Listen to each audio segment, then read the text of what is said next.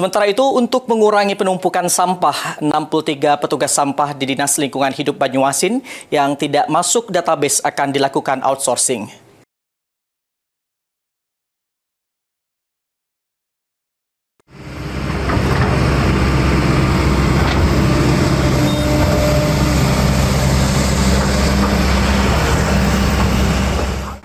Permasalahan sampah yang terus-menerus menjadi PR pemerintah Kabupaten Banyuasin untuk mengurangi di beberapa titik di wilayah Banyuasin terus ditingkatkan.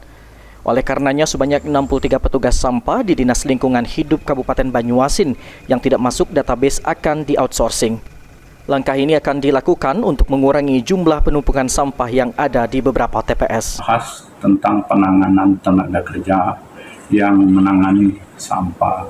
Kami ada mencapai 63 orang yang akan kita melalui outsourcing, karena mereka ini pegawai kita yang tidak masuk database, dan insya Allah nanti kita akan berkoordinasi dengan pihak PLP. Itu sebagai gambaran bagaimana langkah-langkah selanjutnya dalam penanganan sampah. Erwin Ibrahim selaku Sekda Banyuasin mengatakan sampah yang menumpuk menjadi permasalahan yang krusial.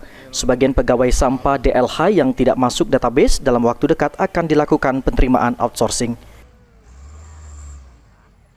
Beberapa permasalahan yang krusial ya. Pertama, masalah petugas sampah kita ada sebagian yang tidak masuk database. Nah, jadi mereka dirumahkan. Ini sudah kami rapatkan. Jadi dalam waktu dekat kita akan putuskan mereka ini akan dilakukan penerimaan outsourcing. Jadi metodenya nanti sedang dibahas oleh UKPBC dengan OPD terkait.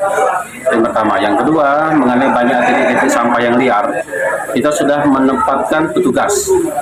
Jadi dari kecamatan dan dari PBP akan menempatkan petugas untuk melarang masyarakat membuang sampah di titik-titik liar. Ridho Ilahi, PAL TV.